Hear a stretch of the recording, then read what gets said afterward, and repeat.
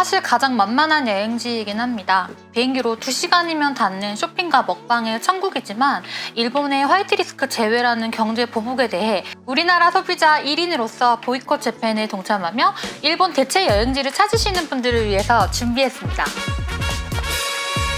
자료를 찾아보니까 2016년부터 2018년까지 3년 동안 추석 인기 여행지 부동의 탑3는 모두 일본 도시였다고 합니다. 오사카, 후쿠오카, 도쿄 이렇게 3개의 도시였는데요. 그런데 올해는 이 부동의 순위도 많이 바뀌고 순위가 많이 바뀌었다고 해요. 휴양지도 많이 들어가고. 개인적으로 동남아는 우기여서 여행하기가 좀 원활하지 않고 홍콩은 반중국 시위 중이니까 여기도 역시 여행하기가 쉽지 않기 때문에 대부분 여행지를 다녀왔던 저의 경험으로 비행시간, 경비, 날씨, 여행 난이도, 개인적인 선호도 등으로 여행지를 선별해봤고요. 2박 3일에서 3박 4일 사이로 다녀올 수 있는 3시간 내외의 단거리 여행지 탑5를 뽑아보았습니다. 개인적인 최애 여행지가 3군데나 포함된 것이 아시아권 장거리 여행지인데요. 여기는 장거리 여행편으로 다시 영상을 찍어보도록 하겠습니다. 올가을 떠날 단거리 여행지 탑5 한번 같이 보실까요? 프랑스의 천국 마카오를 5위에 선정하였습니다. 홍콩은 대규모 반중시이기 때문에 랭킹에서 마카오는 비행시간 3시간대로 무비자 여행이 가능한 곳인데요.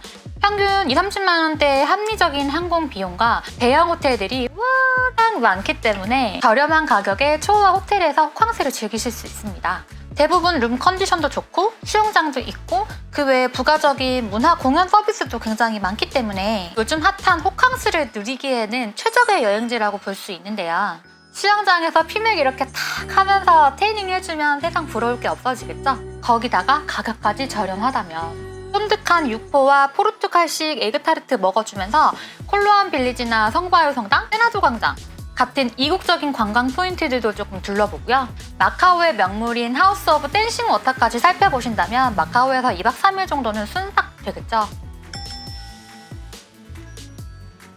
4위 블라디보스톡. 요즘 가장 시원한 여행지인데요. 비행시간 2시간 20분의 블라디보스토크는 여름 평균 온도 23도로 굉장히 시원한 온도를 자랑하는데요.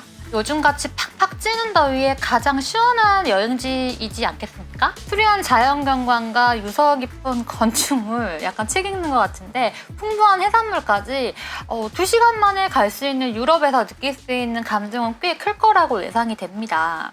도시 관광의 중심인 혁명광장을 시작으로 인스타 사진으로 엄청 유명한 독수리 전망대와 짠리투어에 나왔던 아르바트 거리, 그리고 석양이 아름답기로 유명한 해양공원, 근교의 토카레브스키 둥대까지 또 특히 아까 말씀드렸던 독수리 전망대는 블라디보스토크 시내 전경이 전부 다 이렇게 훤히 펼쳐져 보인대요. 특히 야경이 예쁘다고 하니까 해질녘쯤에 탁 올라가가지고 인생샷 탁 찍어주면 진짜 좋을 것 같아요. 또 블라디보스토크는 해산물이 유명하다고 했잖아요. 특히 킹크랩이 굉장히 유명한데 특히 매년 10월에는 킹크랩 축제가 있대요. 대단하지 않나요? 사실 한국에서는 비싸서 잘 먹지도 못하는 킹크랩인데 축제까지 한다고 하니까 방문해가지고 관광해주고 킹크랩까지 탁 먹어주면 정말 일석이조의 여행이 될 수 있겠죠. 3위 타이페이. 일본과 더불어 먹방 성지와 같은 여행지입니다. 사실 대만의 맛있는 음식들은 우리가 대부분 알고 있습니다. 대만의 대왕 카스테라나 소금커피, 대왕 오징어 튀김, 요즘에 가장 핫한 게 또 흑당 버블티잖아요. 이거 역시 대만에서 왔다고 해요. 거기다가 롯데리아에서는 최근에 지파이, 대만식 닭튀김도 런칭을 했죠. 어쨌든 이렇게 많은 음식들이 대한민국 국민들의 입맛을 탕탕 저격하고 있답니다. 해외 나가서 음식 때문에 고생하시는 분들 대만으로 여행 가시면 고생하고 걱정할 필요 없겠죠. 물가도 일본보다 훨씬 저렴하기 때문에 아주 적합한 먹방 여행지라고 할 수 있습니다. 대표 야시장인 스린 야시장 한번 털어주고요. 딘타이펑 본점도 한번 탁 털어주고 대만이 디저트가 그렇게 또 맛있어요. 디저트도 한번 탁 털어주고 아기자기한 카페도 얼마나 많게요. 아기자기한 카페도 한번 탁탁 털어줍니다. 낮에는 중정기념당과 영화 말할 수 없는 비밀에 나왔던 단스이도 한번 방문을 해보고요. 밤에는 타이페이 랜드마크인 101타워도 올라가 보고 대만을 방문하는 모든 사람이 신청한다는 예스진지스 투어도 신청을 해주면 대만에서의 3일 짧지 않을까요? 특히 예스진지스 투어 가시면은 인스타가 난리가 납니다. 그 인생샷 찍을 만한 곳이 굉장히 많거든요. 특히 저는 좀 마음에 들었던 곳이 지우펀이라고 해서 센과 치히로의 행방불명의 배경지가 되었던 곳이기도 한 곳이 있는데요. 여기 대부분 투어 낮에 끝내고 가시거든요. 근데 기사분하고 얘기하셔가지고 밤까지 계셔보세요. 여기 밤에 있으면 정말 난리 납니다. 지우펀이 야경이 훨씬 예뻐요. 근데 솔직히 지금 대만을 방문하신다면 조금 덥고요. 9월 중순 이후부터 방문을 하시면 조금 더 시원한 기온 속에서 여행을 하실 수 있습니다. 2위는요. 바로 아까 보여드렸던 표에서 1위를 차지했던 여행지입니다. 바로 다낭인데요. 비행시간 4시간 반으로 지금까지 여행지 중에서 비행시간은 가장 길지만 항공편, 숙박비, 그리고 현지 물가까지 모두 저렴하기 때문에 힘들었던 비행시간만큼 현지에서 모두 보상받을 수 있는 여행지입니다. 사실 다낭이 왜 이렇게 인기가 많은지 전 잘 몰랐거든요. 사실 아직 방문을 해보지 않았기 때문에 잘 몰랐는데 영상 준비하면서 보니까 다낭 다녀오시는 분들의 만족도가 굉장히 높더라고요. 시간이 짧았다, 한 번 더 방문하고 싶다, 최고의 호캉스였다 등등 심심할 거라고 생각했는데 생각보다 시간이 짧았다라는 의견이 굉장히 많았습니다. 다낭 시내는 하루 정도면 다 둘러볼 수 있다고 하는데요. 아무래도 그 호캉스를 즐기는 리조트형 건물들이 많은 곳이다 보니까 하루 종일 수영장에서 먹고 마시고 놀다가 배 딱 고파지면은 그때 저녁쯤 해가지고 나가는 거예요. 나가서 맛있다고 했던 맛집 찾아가서 먹어주고 야시장 가서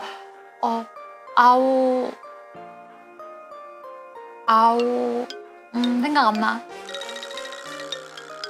시장 가서 아오자이도 사주고 다음날도 늦게 일어나는 거예요. 나가서 핑크 건물로 유명한 다낭 대성당에 가서 인생샷 찍어주고 근교에 있는 호이안 같은 여행지를 방문해보면 굉장히 좋겠죠. 근데 대부분 이 호캉스로 떠날 수 있는 휴양지의 여행지들은 굉장히 멀리 있어요. 발리나 보라카이 이런 것들도 보라카이 비행시간은 4시간이지만 안쪽 섬까지 또 배 타고 버스 타고 들어가야 되거든요. 그게 2시간이나 걸려요. 그렇게 하면 평균적으로 휴양지 갈 때까지 한 6시간 정도 시간이 걸린다고 생각하시면 되는데 여기 다낭은 4시간이면 도착하는 거예요. 시내까지 들어오는 것도 시간이 얼마 안 걸린대요. 그러니까 마음만 먹으면 4시간이면 바다가 펼쳐져 있는 휴양지로 갈 수 있는 거예요. 물놀이 하면서 바다 사진도 찍고 수영장 사진도 찍고 또 그냥 아무 생각 없이 푹푹 쉬고 싶은 분들은 다낭 가시면 정말 좋지 않을까라는 생각이 들고요. 지금까지 보여드렸던 여행지가 대부분 그렇지만 다낭은 특히 가족 여행으로 가기에도 또 패키지 끊어서 가기에도 좋은 여행지이지 않나라는 생각이 듭니다. 또 이거 말이 길어지는데 제가 베트남 음식 굉장히 좋아하거든요. 작년에 베트남 음식이 되게 붐이 불었었잖아요. 또 베트남이 맛있는 음식이 굉장히 많잖아요. 신서유기에 나왔던 반세오랑 제가 굉장히 좋아하는 베트남식 샌드위치인 반미, 그리고 코코넛 커피, 쌀국수, 분짜, 듣기만 해도 단짠단짠한 맛있는 음식들이 굉장히 많기 때문에 여러분들 여행 가셔서 푹 쉬시면서 음식이 입에 맞지 않는 게 아니라 음식도 입에 굉장히 잘 맞는 여행지가 다낭입니다. 진정을 하고 아까 다낭에서 맛있는 음식 얘기하면서 너무 흥분을 해가지고 진정을 하고 대망의 1위를 여러분들께 알려드리도록 하겠습니다. 일본을 대체할 대체 여행지 1위는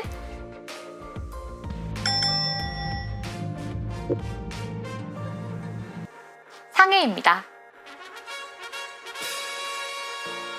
비행시간 1시간 50분으로 탑5 중에서 가장 짧은 비행시간과 항공권 숙박료가 비교적 저렴한 편입니다. 물론 비자를 발급받아야 하지만 친구랑 2명 이상 같은 여행지로 같은 비행기를 타고 떠날 때 별지 비자를 발급받으시면 일반 여행 비자보다 훨씬 저렴한 가격에 상해를 방문하실 수 있습니다. 비자 받는 게 사실 좀 귀찮기도 하고 중국 생각하면 대부분 중국은 좀 더러운 것 같아 이런 이미지가 있잖아요. 그래서 중국 안 가시는 분들이 굉장히 많다고 제가 들었거든요. 근데 사실 실제로 가보면 상해나 북경 같은 대도시들은 정말 많이 변했습니다. 요즘은 머리도 잘 감습니다. 저는 상해는 출장하고 여행으로 6번 정도 방문을 했었거든요.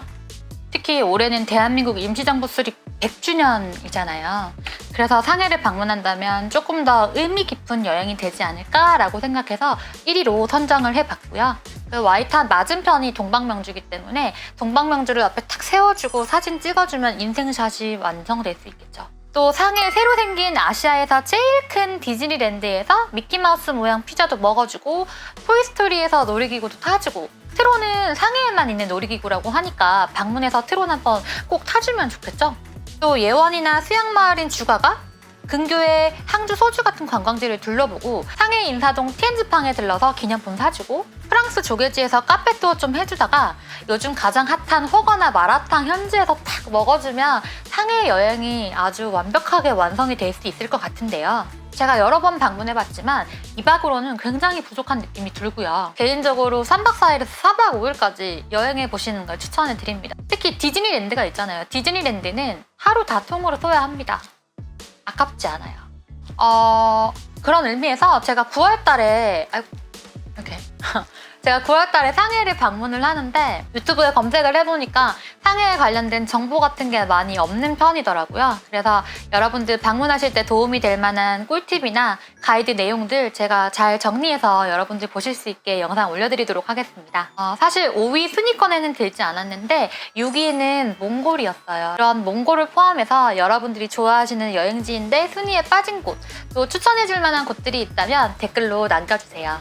다음 편은 장거리 편으로 돌아오겠습니다. 좋아요와 구독, 알림 설정은 잊지 않으셨죠? 알림 설정 하셔야 제가 영상 올릴 때마다 바로바로 보실 수 있으니까 알림 설정 꼭 부탁드릴게요. 그럼 다음에 만나요. 안녕. 바이바이. 짤짤.